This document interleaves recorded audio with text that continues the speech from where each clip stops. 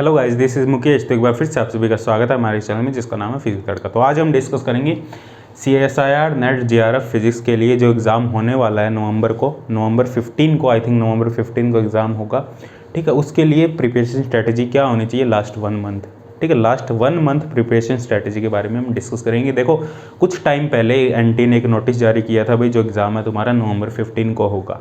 ठीक है, क्योंकि ये जून वाला एग्ज़ाम है, क्योंकि जून में कोरोना की वजह से ये एग्ज़ाम हो नहीं पाया था, तो इसकी वजह से इस एग्ज़ाम को पोस्टपोन कर दिया गया था नवंबर 15 में। अब मोस्ट प्रोबेबली ये एग्ज़ाम नवंबर 15 में ही होगा, क्योंकि सभी एग्ज़ाम हो रहे हैं, बाकी गवर्नमेंट एग्ज़ाम भी हो रहे हैं, कॉलेज यूनिवर्सिटी स्कूल के भी एग्ज़ाम हो चुके हैं। ठीक है, इस कोरोना के टाइम में भी एग्ज़ाम हो रहे हैं, तो मोस्ट प्रोबेबली एग्ज़ाम भी होगा, क्योंकि यहाँ पे नंबर ऑफ़ कैंडिडेट कम होते हैं, तो एग्ज़ाम होने के पूरे चांसेस है। तो 15 नवंबर को ये एग्ज़ाम होगा। ठीक है, तो 15 नवंबर को एग्ज़ाम होगा, तो आज 15 अक्टूबर है, तो हमारे पास 1 महीना है। तो 1 महीने में हमें क्या करना चाहिए ऐसा, ताकि हमारा जो स्कोर है जितना आना चाहिए उससे काफ़ी ज़्यादा आए, हमारा जो स्कोर है वो बूस्ट हो जाए। इस लास्ट 1 मंथ में हमें क्या करें। देखो, तैयारी सभी करते हैं, सभी ने तैयारी की होगी। ठीक है, जो कुछ स्टूडेंट ऐसे हैं जो जनवरी से तैयारी कर रहे हैं, और कुछ स्टूडेंट ऐसे हैं जो जुलाई से तैयारी करना स्टार्ट कर चुके हैं। अभी देखो, कुछ टाइम पहले ये भी हुआ था, भाई फॉर्म को रीओपन कर दिया गया था। NT ने फॉर्म को रीओपन किया था। क्यों? क्योंकि जो कैंडिडेट रह गए थे वो भी दोबारा फॉर्म को फिल कर सकें। ठीक है, जिन्होंने जुलाई के बाद में एग्ज़ाम देना था, जिन्होंने दिसंबर वाला एग्ज़ाम देना था, उन्होंने भी ये फॉर्म अप्लाई किया है। ठीक है, तो हो सकता है इन दोनों एग्ज़ाम को कंबाइन भी कर दें, जून और दिसंबर वाले दोनों एग्ज़ाम को कंबाइन भी कर सकते हैं, लेकिन अभी ऐसा कुछ कंफर्म नहीं है, कोई भी नोटिस नहीं आया भाई कंबाइन करेंगे। लेकिन 15 नवंबर को हम मान के चल रहे हैं जो तुम्हारा एग्ज़ाम है वो होगा। तो 15 नवंबर को यदि तुम्हारा एग्ज़ाम होता है, तो और मोस्ट प्रोबेबली होगा ही, तो 1 महीना है हमारे पास। 1 महीने में हमें क्या करना चाहिए यदि हमारी तैयारी कंप्लीट हो चुकी है। देखो, हमारी तैयारी कंप्लीट हो चुकी है, कुछ जनवरी से कर रहे हैं उनकी भी तैयारी कंप्लीट है, कुछ जुलाई से कर रहे हैं उनकी भी तैयारी हमारी कंप्लीट है। लेकिन ऐसे स्टूडेंट क्या करें जिन्होंने कुछ भी नहीं किया है अभी तक, कोई भी बुक्स ओपन नहीं की है, कोई ना AD पढ़ा है, ना क्लासिकल पढ़ा है, कोई भी पेपर नहीं पढ़ा है, कुछ भी तैयारी नहीं की है, फिर भी वो एग्ज़ाम देना चाहते हैं, लेकिन उन्होंने फॉर्म फिल किया तो एग्ज़ाम देना चाहते हैं, तो वो क्या करें, वो वीडियो के लास्ट में हम डिस्कस करेंगे। तो उससे पहले हम डिस्कस करेंगे जो स्टूडेंट जिन्होंने तैयारी की है जनवरी से लेके जुलाई तक, या नवंबर तक, या जुलाई से लेके नवंबर तक, दोनों टाइप की जो स्टूडेंट है उन्हें क्या करना चाहिए लास्ट 1 मंथ में, वो डिस्कस करेंगे। उनकी फुल तैयारी है, 9 पेपर है, 9 में से आई थिंक उन्होंने 7 या 8 पेपर किए होंगे, फुल पेपर किए होंगे 7 या 8, और उसके क्वेश्चन भी अच्छे प्रैक्टिस किए होंगे। तो लास्ट 1 मंथ में उन्हें क्या करना चाहिए उसके बारे में हम डिस्कस करेंगे, ताकि जो तुम्हारी रैंक है वो जितनी आनी चाहिए उससे भी बहुत ज़्यादा रैंक आए। ठीक है, क्योंकि ये मैं देखो, ये जो चीज़ें हैं मैं अपने खुद के एक्सपीरियंस के बेसिस पे बता रहा हूँ। यहाँ पे जो सारी बातें होंगी वो सच्ची बातें होंगी, कोई भी यहाँ पे कुछ स्क्रिप्टेड नहीं होगा, कुछ स्क्रिप्ट किया हो पहले से और उसको बताया जा रहा हो, ऐसा कुछ नहीं है। ठीक है, मेरे खुद के एक्सपीरियंस के बेसिस पे जो मैंने फॉलो किया था जब मेरा JRF हुआ था, जून 18 वाला JRF था, उसके जो लास्ट 1 मंथ में मैंने क्या फॉलो किया था वो सब चीज़ें बता रहा हूँ। क्योंकि उससे पहले मैंने 2 अटैम्प्ट दिए थे। फर्स्ट अटैम्प्ट में मेरा ना नेट हुआ था ना JRF हुआ था। ठीक है, सिंपल बस तैयारी करके गया था, ऐसी छोटी मोटी हल्की फुल्की तैयारी, जब मेरी MSc चल रही थी। उसके बाद सेकंड अटैम्प्ट दिया था, उसमें सिर्फ नेट हुआ था मेरा। उसके बाद लास्ट अटैम्प्ट दिया था, उसके बाद जो मेरा थर्ड अटैम्प्ट था उसमें मेरा JRF हुआ था विद 154 रैंक। उसमें मैंने लास्ट 1 मंथ पहले क्या किया था उसके एक्सपीरियंस के बेसिस बता रहा हूँ, ताकि मेरी जो रैंक है वो नेट से JRF तक गई। मैंने लास्ट 1 मंथ में ऐसा क्या किया था। ठीक है, और मैंने जो तैयारी है वो सेल्फ ही की थी, कोई ऐसे नहीं है भाई कहीं से कोचिंग लियो, फुल तैयारी की हो 6 महीने और उसके बाद लास्ट 1 मंथ में ऐसे गया। लास्ट 1 मंथ में क्या किया था वो डायरेक्ट बता रहा हूँ। ठीक है, अब देखो, हमारे पास जो टोटल पेपर है वो 9 पेपर है, 4 मेजर पेपर है। MP कौन कौन से मेजर पेपर है? MP है हमारे पास, क्लासिकल है। तुम्हें क्या करना है, 1 महीने में 30 दिन है हमारे पास। 30 दिन में हमें क्या करना है, जिनकी फुल तैयारी है उन्हें भी यदि ये रूटीन वो फॉलो करते हैं तो उनके लिए बहुत ज़्यादा हेल्पफुल होगा। लेकिन इस चीज़ के मैं देखो, ये मेरे एक्सपीरियंस के बेसिस पे मेरे लिए ये चीज़ काम की, लेकिन तुम्हारे लिए ये चीज़ काम करे इसकी मैं गारंटी नहीं ले सकता। तुम एग्ज़ाम के बाद आके बोलो सर आपने तो ये बताया था और ये फॉलो नहीं हुआ, हमारा एग्ज़ाम में इतने मार्क्स रह गए, वो यहाँ नहीं है। देखो, हर किसी का अलग अलग एक्सपीरियंस होता है, हर कोई अपने एक्सपीरियंस के हिसाब से बताता है। और सेम एग्ज़ाम तुम भी दे रहे हो, सेम एग्ज़ाम मैंने भी दिया है, पैटर्न भी वही है, तो तुम्हारे लिए हेल्पफुल होगा ही। 99% तुम्हारे लिए हेल्पफुल होगा, लेकिन 1% चांस भी है कि हेल्पफुल ना हो। ठीक है, तो 99% ये मान के चल रहा हो हेल्पफुल है तुम्हारे लिए। ठीक है, तो हमारे पास टोटल 4 मेजर पेपर है, कौन कौन से, एमपी क्लासिकल, क्वांटम, ईडी, और 5 तुम्हारे माइनर पेपर होंगे, छोटे पेपर होंगे, और एक रीजनिंग होगा तुम्हारा, रीजनिंग। और तुम्हारे पास फर्स्ट पेपर होगा स्टैटमैक एंड थर्मोडायनेमिक्स, सेकंड पेपर होगा तुम्हारा इलेक्ट्रॉनिक्स, जो माइनर पेपर की बात कर रहा हूँ, छोटे पेपर की बात कर रहा हूँ। थर्ड होगा nuclear and particle, solid, atomic and molecular physics. ये तुम्हारे पास टोटल 9 या टोटल 10 पेपर है, रीजनिंग को मिला के टोटल 10 पेपर है। और मैंने ये भी बताया भी हुआ है, CSIR नेट GRF की प्रिपरेशन स्ट्रेटजी वाले जो वीडियो बनाई थी मैंने, उसमें ये भी बताया हुआ है, इनमें से हाफ पेपर आएगा और रीजनिंग को मिला के इनमें से टोटल हाफ पेपर आएगा हमारा। रीजनिंग को कंबाइन करके हाफ पेपर इनमें से बनता है, हाफ इनमें से बनता है। अब देखो जिनकी तैयारी है, फुल तैयारी है, मैं मान के चल रहा हूँ जिनकी अच्छी तैयारी है उनके टोटल 6 पेपर तैयार है, टोटल 6 पेपर फुल तैयार है उनके अच्छी तरीके से। 6 पेपर यदि तुम्हारे फुल तैयार है अच्छी तरीके से और बाकी पेपर में तुम सिलेक्टिव हो तो तुम एक अच्छी GRF की रैंक है वो स्कोर कर सकते हो। तो ये मैं मान के चल रहा हूँ 6 पेपर उनके फुल तैयार है। 2 मेजर पेपर है, कोई भी 2 इनमें से, कोई भी 2 मेजर पेपर उनके तैयार है, और इनमें से कोई भी 4 पेपर उनके तैयार है। इन 5 पेपर में से कोई भी उनके 4 पेपर तैयार है। अब 6 पेपर में कई होंगे, ये भी हो सकता है कई होंगे 3 पेपर इनमें से तैयार हो, 3 इनमें से तैयार हो, वो भी बहुत अच्छी बात है क्योंकि इनमें मेजर पोर्शन होता है। ठीक है, तो मैं मान के चल रहा हूँ, जो मिनिमम मान के चल रहा हूँ मैं, 2 पेपर इनमें से है, 4 पेपर इनमें से अच्छे से तैयार है। तो टोटल हमारे पास 6 पेपर है, और जो बाकी के 3 पेपर है इनमें सिलेक्टिव टॉपिक है उनके पास, जो उन्होंने अभी तक पढ़ा है। देखो ऐसे टॉपिक की बात नहीं कर रहे हम जो उन्होंने अभी तक हाथ भी नहीं लगाया है, उन टॉपिक की बात नहीं कर रहे हैं हम, उन टॉपिक की बात कर रहे हैं। 6 पेपर तो उन्होंने अच्छे से तैयार कर लिए हैं। ठीक है, जिन्होंने तैयारी की है अच्छे से, जनवरी से लेके या जुलाई से लेके अभी तक 6 पेपर अच्छे से तैयार कर लिए हैं। और बाकी के जो 3 पेपर है उनमें उन्होंने कुछ टॉपिक पढ़े हुए हैं, इधर उधर से कुछ बीच बीच में से कुछ ना कुछ पढ़ा हुआ है, ऐसा है। ठीक है, तो जो 6 पेपर तैयार अच्छे से, उनमें 2 पेपर तो हमारे मेजर पेपर है, 4 पेपर छोटे पेपर है हमारे पास, और हमारे पास दिन कितने, 30 दिन है। तो तुम्हें क्या करना चाहिए, देखो तुमने एक बार ये कंप्लीट पढ़ा हुआ है, 6 पेपर है, तुमने अच्छे से तैयार कर रखे हैं और तुमने कंप्लीट इसके बारे में पढ़ा हुआ है, सारी थ्योरी पढ़ी हुई है, सारे न्यूमेरिकल्स लगाए हुए हैं तुमने, सारी प्रॉब्लम्स की है, प्रीवियस ईयर प्रॉब्लम की है तुमने, ये सब चीज़ें तुमने डिस्कस की हुई है और ये तुमने कंप्लीट किया हुआ है, ये मैं मान के चल रहा हूँ। एक बार तुमने हाथ से निकाला हुआ है, मतलब एक बार तुमने सिलेबस किया हुआ, तो तुम्हें लास्ट 30 दिन में क्या करना चाहिए उसके बारे में हम डिस्कस करते हैं। 30 दिन है हमारे पास टोटल, 30 दिन में हमें क्या करना चाहिए। पहले उठाओ माइनर पेपर को, देखो एक माइनर पेपर को उठाओ, एक माइनर पेपर को दो 3 दिन। अब 3 दिन में क्या करोगे, हमने मान लो एटॉमिक एंड मोलिकुलर फिजिक्स उठा लिया, ये माइनर पेपर है हमारा, इसको दोगे तुम 3 दिन। 3 दिन में क्या करोगे तुम, 3 दिन में से एक दिन तुम्हें करना है, तुम्हें देखो सबसे पहले क्या करना है, एक नोटबुक लेनी है, एक साफ वाइट नोटबुक लेनी है। ठीक है, जो उसमें 100-200 पेज हो, ठीक है, साफ हो एकदम, वाइट नोटबुक हो। ठीक है, उसमें क्या करना है, तुम्हें नई नोटबुक होनी चाहिए, उसमें तुम्हें क्या करना है, कल से स्टार्ट कर देना चाहिए। उसमें तुम्हें क्या करना है, पहले दिन तुम क्या करो, एक पेपर उठाओ एटॉमिक एंड मोलिकुलर फिजिक्स, उसके तुमने नोट्स बना रखे होंगे जहाँ से भी तुमने पढ़ा होगा, सेल्फ की होगी, कोचिंग से किया होगा, कुछ भी किया होगा तुमने, उसके तुमने प्रॉपर नोट्स बना रखे होंगे। तो क्या करो, प्रॉपर नोट्स में तुमने सब कुछ लिख रखा होगा, तुमने थ्योरी भी लिख रखी होगी, काफ़ी कुछ लिख रखा हो, तो उनके शॉर्ट नोट्स बनाओ, शॉर्ट नोट्स बनाओ। सबसे पहला काम ये करो, शॉर्ट नोट्स में क्या होगा, तुम्हारे इंपॉर्टेंट फॉर्मूला होंगे, ये एक दिन में करना है पूरा काम तुम्हें, और एक दिन में तुम कर सकते हो यदि 10 घंटे लगाते हो तुम, और 10 घंटे तुम्हें लगाने भी चाहिए, 10 से 15 घंटे लगाने भी चाहिए लास्ट 1 मंथ में। ठीक है, और कोई बड़ी बात नहीं है 10 से 15 घंटे लगाने में, कोई भी लगा सकता है। ठीक है, जो लगाएगा वो ले जाएगा। ठीक है, जो लगाएगा वो ले जाएगा एक अच्छी रैंक। ठीक है, तो क्या करना है तुम्हें, शॉर्ट नोट्स में क्या करना है, इंपॉर्टेंट फॉर्मूले,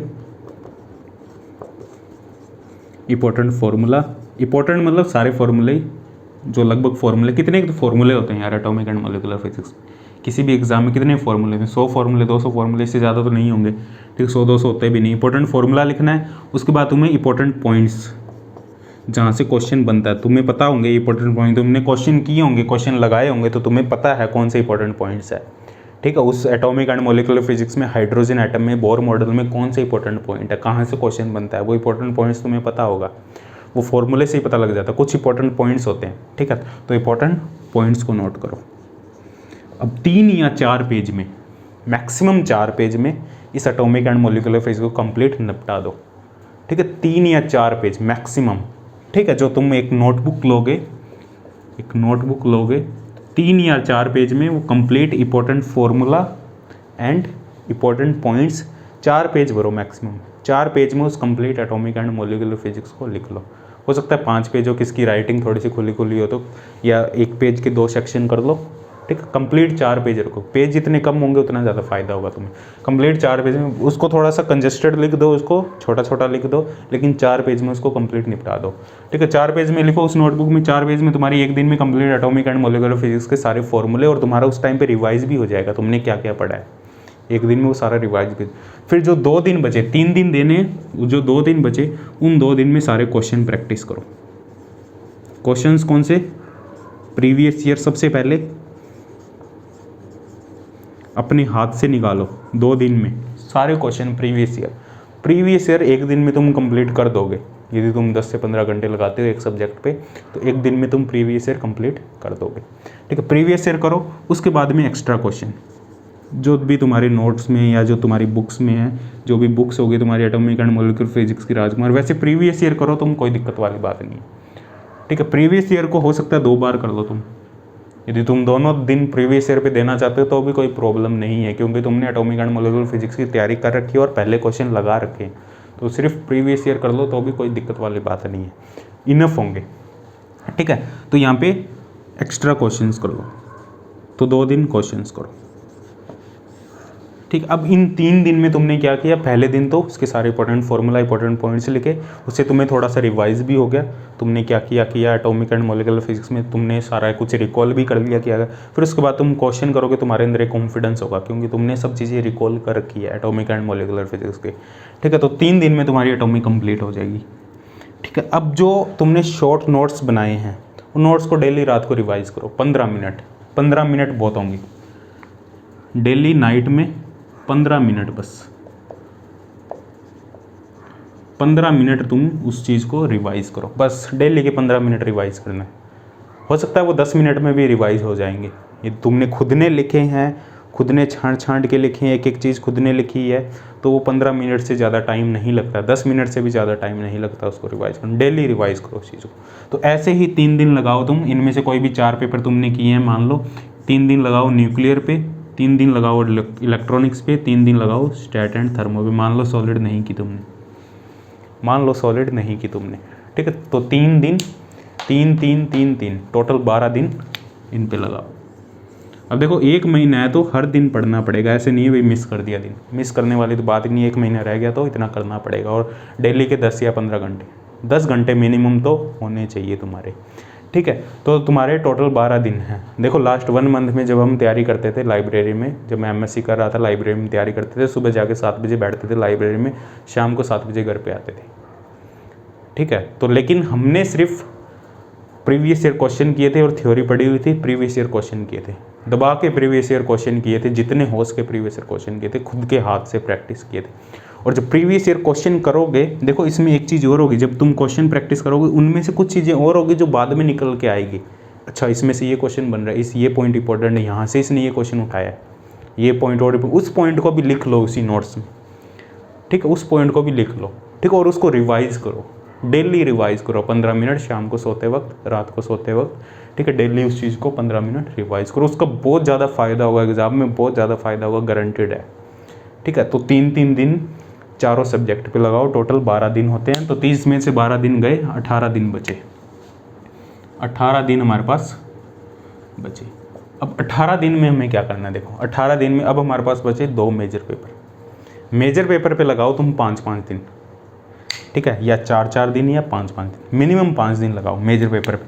मान लो तुमने 2 पेपर किए, ED किया है और तुमने क्वांटम किया है। ठीक है, वो ED और क्वांटम किया है तुमने।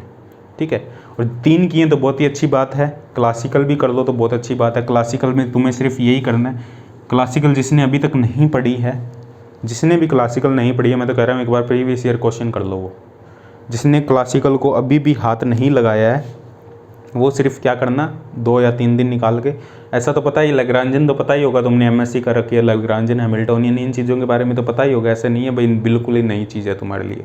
तो एक बार प्रीवियस ईयर क्वेश्चन निकाल लेना बस क्लासिकल की, जिसने बिल्कुल भी हाथ नहीं लगाई है, ठीक है। एक बार निकाल लेना, तुम्हें आइडिया हो जाएगा क्या है क्लासिकल मैकेनिक्स। अब देखो 5 दिन ईडी में, 5 दिन क्वांटम में, वही सेम काम करना है जो पहले 2 दिन है। इसमें हो सकता है थोड़ा सा टाइम लग जाए तुम्हें क्वांटम और ईडी में, जो तुम्हें शॉर्ट नोट्स बनाने में थोड़ा सा टाइम लग जाए, तो 2 दिन शॉर्ट नोट्स को दो, important formula, important points. ED और क्वांटम में ऑब्वियसली बहुत ज़्यादा टाइम लगेगा ही, क्योंकि मेजर पेपर है और काफ़ी पोर्शन आता भी है, ठीक है। तो ईडी और क्वांटम में तुम्हें काफ़ी टाइम लग जाए, तो 5-5 दिन इनमें लगाओ, वही सेम काम करना है। शॉर्ट नोट्स बनाओ, इंपॉर्टेंट फार्मूला, इंपॉर्टेंट पॉइंट्स, 3 दिन क्वेश्चन करो। क्वेश्चन प्रीवियस ईयर को ज़्यादा प्रेफरेंस दो, प्रीवियस ईयर करो जितनी बार हो सके। उसके बाद इंपॉर्टेंट जो एक्स्ट्रा क्वेश्चन है तुम्हारे, जहाँ से भी तुम कोई भी जो बुक फॉलो कर रहे हो, जहाँ से पहले तुमने क्वेश्चन किए, उन्हीं क्वेश्चन को रिपीट कर दो। जो क्वेश्चन किए हुए हैं, ऐसे नहीं है नए क्वेश्चन करने की ज़रूरत है, उन्हीं क्वेश्चन को रिपीट कर दो। खुद अपने हाथ से निकालो क्वेश्चन को जितना हो सके, ठीक है। ऐसे नहीं है हाँ देख लिया ये क्वेश्चन हो गया, ये क्वेश्चन हो गया, ये क्वेश्चन, ऐसे नहीं करना। अपने हाथ से निकले होने चाहिए क्वेश्चन, तभी वहाँ पे क्वेश्चन निकलेंगे एग्ज़ाम में, ठीक है। जब तक यहाँ नहीं निकलेंगे, यहाँ देखते रहोगे तो वहाँ भी ऐसे देखते ही रहोगे क्या चल रहा है, आ क्यों नहीं रहा आंसर, क्यों नहीं आ रहा आंसर, आएगा कैसे जब तक यहाँ नहीं करके जाओ, ठीक है। वहाँ अपने आप हाथ चलेगा। यदि यहाँ पे हाथ तुमने 10 बार चलाया होगा किसी क्वेश्चन पे, तो वहाँ जाके 1 बार चलेगा, ठीक है, क्योंकि वहाँ का माहौल और यहाँ का माहौल बहुत अलग होता है, ठीक है। तो खुद के हाथ से प्रैक्टिस होनी बहुत ज़्यादा ज़रूरी है, चाहे तुम्हें 2+2 करना है। ये बात मैं हर जगह बताता हूँ, हर वीडियो में बताता हूँ और हर क्लास में बताता हूँ, भाई तुम्हें 2+2 करना है तो उसको भी लिखो, वो 2+2 4 होता है, क्योंकि यही गलतियाँ होती है एग्ज़ाम में। 2+2 5 भी कराते हैं हम, क्योंकि बहुत ज़्यादा कॉन्शियस होते हैं उस टाइम पे, हम बहुत ज़्यादा कॉन्शियस होते हैं और वो कॉन्शियस ही हमें मरवा जाती है वहाँ पे, ठीक है। 2+2 5 करके आते हैं हम वहाँ पे, और ये होता है एग्ज़ाम में, मैंने भी किया है और तुम भी करके आते हो, ठीक है, हर कोई करके आता है। तो प्रैक्टिस प्रैक्टिस प्रैक्टिस, ठीक है, प्रैक्टिस करते रहो। तो ये हमारे पास टोटल कितने दिन चलेंगे, 10 दिन और चलेंगे 2 मेजर सब्जेक्ट में। अब बचे 8 दिन हमारे पास। अब देखो शॉर्ट नोट्स तुम्हारे बन चुके हैं, टोटल 6 पेपर है, 6 पेपर के आई थिंक तुम्हारे टोटल जो पेज होंगे 50 या 60 पेज में तुम्हारे शॉर्ट नोट्स बन जाएंगे, या 30-40 पेज, ज़्यादा भी नहीं, 30-40 पेज में आराम से शॉर्ट नोट्स बन जाएंगे, इंपॉर्टेंट पॉइंट्स। अब उनको डेली रिवाइज करते रहो, रिवाइज का टाइम बढ़ा दो, आधा घंटा कर दो, डेली उनको रिवाइज करते रहो। रात को सोने से पहले डेली मैक्सिमम आधा घंटा लगेगा, जब तुम्हारे 30 पेज हो जाएंगे। बस देखना ही तो होगा, पढ़ लिया देख लिया, क्योंकि तुमने ही लिखी है और तुम बार बार रिवाइज कर रहे हो, तो फिर तो तुम्हें देखना ही पड़ेगा। और एक टाइम तो ऐसा आएगा तुम्हारे, तुम्हें तो वो नोटबुक खोलने की भी जरूरत नहीं पड़ेगी, तुम्हें ये भी पता लग जाएगा इस पेज पे ये लिखा हुआ है, इस पॉइंट पे ये लिखा हुआ है, यहाँ ये लिखा हुआ है, यहाँ ये लिखा हुआ है, ठीक है। ऐसी सिचुएशन आ जाएगी जब तुम मास्टर बन जाओगे इस चीज़ की, तब तुम्हें कोई नहीं रोक सकता JRF लेने से, एक बहुत अच्छी रैंक होगी तुम्हारी, ठीक है। वो शॉर्ट नोट्स ज़रूरी है और उसको बार बार रट्टा मारते रहो, कैसे भी कुछ भी करते रहो, याद करते रहो उसको, ठीक है। जब क्वेश्चन वहाँ दिखेगा एकदम से वो तुम्हारे दिमाग में आ जाएगा, वहाँ ये लिखा था और वही अप्लाई करना, और तुरंत अप्लाई करोगे और प्रैक्टिस होगी तुम्हारी, तो तुरंत क्वेश्चन सॉल्व होगा, ठीक है। अब जो लास्ट 8 दिन बचे, 8 दिन में अब देखो कुछ सब्जेक्ट ऐसे होंगे जिनमें तुमने सिलेक्टिव पढ़ा होगा, नया टॉपिक तो पढ़ना ही नहीं है। यदि बहुत ही छोटा माइनर टॉपिक है तो पढ़ सकते हो, लेकिन कोई बड़ा टॉपिक जिसमें 2 दिन लग रहे हैं तुम्हें, 1 दिन लग रहा है, 2 दिन लग रहे हैं उसी टॉपिक में, वो नहीं पढ़ना है तुम्हें, ठीक है। नया टॉपिक मत पढ़ो, पुराने जो टॉपिक पढ़े हुए हैं, जो तुमने लिखे हुए हैं, नोट्स बनाए हो, उनको पढ़ो। क्लासिकल में तुम यदि क्लासिकल बिल्कुल भी नहीं पढ़ी है तो लास्ट ईयर के पेपर कर लो तुम सिर्फ, ठीक है। हैमिल्टोनियन, लैग्रांजियन कैसे निकालते हैं, सब कुछ ये चीज़ें, जो पॉइजन ब्रैकेट है, कैनोनिकल ट्रांसफॉर्मेशन है, उसके बारे में, ठीक है। और MP में भी तुमने जो सिलेक्टिव टॉपिक पढ़े हैं वो डिस्कस कर लो। जो लास्ट 8 दिन बचे हैं, 8 दिन में से तुम 2 दिन देखो, इनमें से 4 सब्जेक्ट बहुत आई थिंक माइनर सब्जेक्ट में, 1 पेपर छोड़ भी सकते हो, इनमें 1 पेपर या तो और कर लो तुम अच्छे से, ठीक है। टोटल 7 पेपर इनफ होंगे नेट JRF निकालने के लिए, इनमें 1 पेपर और डिस्कस कर लो तुम। यदि तुमने पहले से कर रखा तो बहुत अच्छी बात है, यदि नहीं कर रखा और तुम्हें थोड़ा बहुत आइडिया, यदि तुम सिलेक्टिव हो इन बाकी पेपर में, तीनों पेपर में यदि तुम सिलेक्टिव हो तो सिलेक्टिव बनते रहो, इनमें कोई दिक्कत नहीं है। सिलेक्टिव भी उन्हीं टॉपिक में होंगे ना जो टॉपिक इंपॉर्टेंट है, ऐसे तो है नहीं तुमने सिलेक्टिव वो टॉपिक पढ़े हैं जो इंपॉर्टेंट नहीं है, जिनसे क्वेश्चन आता ही नहीं है। ऐसे टॉपिक ही पढ़े होंगे जिनसे क्वेश्चन तुमने देखा होगा और क्वेश्चन हो सकता है बनेगा भी उनसे, तो इनमें सिलेक्टिव बनो। जो तुम्हारे लास्ट के 4 दिन है वो इन 3 पेपर में सिलेक्टिव टॉपिक्स को दो, ठीक है। रीजनिंग को टाइम देने की तुम्हें ज़रूरत नहीं है बिल्कुल भी, ठीक ठीक है, मेरे एक्सपीरियंस के बेसिस पे बता रहा हूँ ये, मैंने बिल्कुल भी टाइम नहीं दिया था रीजनिंग पे, और रीजनिंग बहुत ईजी होती है, जिन्होंने की है प्रैक्टिस जितनी कर ली बहुत है। ठीक है, जितनी प्रैक्टिस कर चुके हो बहुत है, कोई टाइम देने की ज़्यादा ज़रूरत है नहीं यहाँ पे। ठीक है, यदि फिजिक्स में बहुत अच्छा स्कोर, मेरे रीजनिंग में खुद के यार मेरे 5 मार्क्स थे रीजनिंग में, फिजिक्स में मेरे 105 थे, रीजनिंग में 5 थे, टोटल 110 थे। ठीक है, तो फिजिक्स ही सिलेक्शन करवाएगी, और जिनकी रीजनिंग, कई बार ये भी होता है भाई, देखो फैक्ट दोनों हो सकते हैं, रीजनिंग में बहुत अच्छे मार्क्स आ जाते हैं, कई बार फिजिक्स में कम रह जाते हैं, तो रीजनिंग भी सिलेक्शन करवा देती है। ठीक है, वो तो चलो, अब वो तो सिचुएशन की बात है, वहाँ कैसी सिचुएशन बनती है, तुम्हारी जो रीजनिंग है वो कितनी स्ट्रॉन्ग है किस हिसाब से। अब तुम रीजनिंग को कितना भी टाइम दे लो, वहाँ पे क्वेश्चन है इस टाइप के, आगे कुछ अलग टाइप के, तुम क्या कर लोगे वहाँ पे। अब फिजिक्स में तो ये है ना, क्वेश्चन तो तुम हिलाओगे ही। ठीक है, क्वेश्चन आएगा, तुमने पढ़ा होगा तो क्वेश्चन तो हिलेगा। अब रीजनिंग में कहाँ से कुछ आ जाए क्या पता। ठीक है, बाकी जिनकी तैयारी है रीजनिंग की बहुत अच्छी बात है, जिनकी नहीं है फिर भी घबराने की बात नहीं है। ऐसा नहीं है तुम पूरे 15 दिन रीजनिंग को ही दे दो लास्ट वाले, ऐसा नहीं होना चाहिए। ठीक है, 1 या 2 दिन रीजनिंग को दे दो, 2 या 3 दिन। ठीक है, जो लास्ट 4 दिन बचे, अब देखो तुम्हें 30 दिन में ये जो तुम्हारे शॉर्ट नोट्स बन रहे हैं ये रिवाइज करने हैं तुम्हें, और जो लास्ट 2 दिन बचेंगे उनमें सिर्फ ये शॉर्ट नोट्स पढ़ने हैं। जो लास्ट 2 दिन होंगे तुम्हारे, उनमें सिर्फ ये जो तुमने नोट्स बनाए हैं एक नोटबुक पे, वाइट जो नोटबुक है उसमें नोट्स बनाए हैं, उनको सिर्फ रिवाइज करने हैं 2 दिन, और कुछ नहीं करना तुम्हें। ठीक है, बस सिर्फ नोट्स रिवाइज करो और एग्ज़ाम दो। ठीक है, एग्ज़ाम अटैम्प्ट कैसे करना है, अटैम्प्ट तुम शुरू से लग जाओ, ए सेक्शन से लगो, क्वेश्चन हो रहा है कर दो, नहीं हो रहा छोड़ दो, हो रहा है कर दो, नहीं हो रहा छोड़ दो, ऐसे करके पूरा एग्ज़ाम अटैम्प्ट करो। ठीक है, जो नहीं हो रहा छोड़ दो, क्वेश्चन बहुत है, 70 क्वेश्चन होंगे, 70, हाँ टोटल 70 या 75 क्वेश्चन होंगे, उसमें से तुम्हें आधे ही क्वेश्चन करने हैं नेट जीआरएफ लेने के लिए। जीआरएफ लेने के लिए तुम्हें आधा पेपर अटैम्प्ट करना है, आधा पेपर मतलब विद एक्यूरेसी तुम्हें अटैम्प्ट करना है। एक्यूरेसी अच्छी है तो आराम से जीआरएफ हो जाएगा। ठीक है, ये मैंने उस वीडियो में भी बताया हुआ प्रिपरेशन स्ट्रैटेजी में, जो बहुत पहले बनाई थी। ठीक है, ये लास्ट 1 मंथ प्रिपरेशन स्ट्रैटेजी, तो ये तुम्हें शेड्यूल फॉलो करना है लास्ट 30 दिन के लिए। यदि इसको फॉलो करते हो तो डेफिनेटली तुम्हें बहुत ज़्यादा फ़ायदा होने वाला है, क्योंकि मैंने खुद ने ये चीज़ की हुई है तभी बता रहा हूँ। यदि मैं ये चीज़ नहीं करता तो तुम्हें नहीं बताता। ये चीज़ मैंने लास्ट 1 मंथ में की है, जब मेरा जेआरएफ हुआ था उससे पहले। ठीक है, और मेरे पास अभी भी वो नोटबुक पड़ी हुई है, पर उसमें मैंने इतना प्रॉपर वे में नहीं लिखा था, बहुत ही इन प्रॉपर वे में लिखा हुआ है वो, लेकिन नोट्स बनाए हुए हैं, शॉर्ट नोट्स बनाए हुए हैं। लेकिन तुम प्रॉपर वे में लिखोगे तो बहुत अच्छी बात है, लेकिन नोट्स बनाए थे, छोटे छोटे पॉइंट्स लिखे थे। अच्छा, यहाँ पे ये पॉइंट इंपॉर्टेंट है, जैसे क्वेश्चन प्रैक्टिस किया और उस वो क्वेश्चन सॉल्व नहीं हुआ मेरे से। जैसे क्या किया, जब क्वेश्चन प्रैक्टिस करते हैं हम और वो क्वेश्चन सॉल्व नहीं होता तो कहाँ गलती की हमने, उस गलती को ही लिख लो यार। ठीक है, कहाँ गलती की, उस गलती को ही लिख लो तुम। उस गलती को एक बार लिख लोगे तो वो गलती कहीं दोबारा नहीं होगी। यदि उस गलती को तुम इग्नोर कर दोगे अभी, ठीक है, तो वो गलती दोबारा होगी ही होगी। यदि उस गलती को लिख लोगे तो कभी दोबारा वो गलती नहीं होगी जीवन में, कभी भी पूरी लाइफ में वो गलती नहीं होगी। जो तुमने एक बार गलती की उसको लिख लो कहीं ना कहीं। ठीक है, और वो लिखोगे कहाँ पे, शॉर्ट नोट्स में, क्योंकि यहाँ पे तो बहुत सारी गलतियाँ होती है। लाइफ की गलतियाँ तो बहुत कम होती है, लेकिन यहाँ की गलतियाँ बहुत ज़्यादा होती है, क्योंकि फिजिक्स से गलतियाँ तो होती है।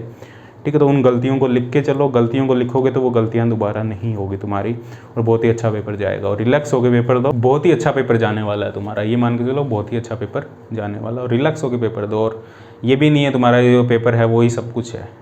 ठीक है, ये सब पेपर भी सब कुछ डिसाइड नहीं करता है। ठीक है, आगे बहुत बड़ा जीवन है, बहुत बड़ी लाइफ है, बहुत कुछ करना है तुम्हें अभी।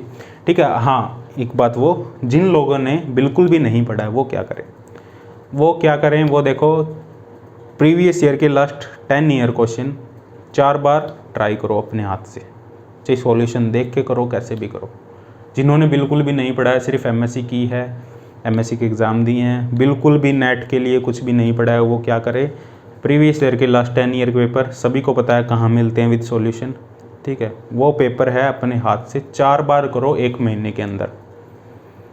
ठीक है, 7 दिन में कंप्लीट पेपर। फिर दोबारा देखो, जब शुरू में करोगे टाइम लगेगा, दोबारा करोगे थोड़ा कम टाइम लगेगा, और दोबारा करोगे वो बहुत कम टाइम लगेगा, फिर दोबारा करोगे फिर बिल्कुल भी टाइम नहीं लगेगा। और जो इंपॉर्टेंट पॉइंट्स निकल के आ रहे हैं उनको नोट्स करते रहो साइड में। ठीक है, बस यही है लास्ट टिप। ठीक है, जिन्होंने बिल्कुल भी तैयारी नहीं की है, जिन्होंने तैयारी की है वो ये स्ट्रेटजी फॉलो करो, डेफिनेटली तुम्हें बहुत ज़्यादा हेल्प होगी। ठीक है, क्योंकि मैंने ये स्ट्रेटजी फॉलो की हुई है, तभी मेरा आज जेआरएफ है। 2 साल पहले हुआ था 2018 में। आई थिंक और कुछ नहीं है बताने वाला, हाँ सब चीज़ें कवर कर ली है।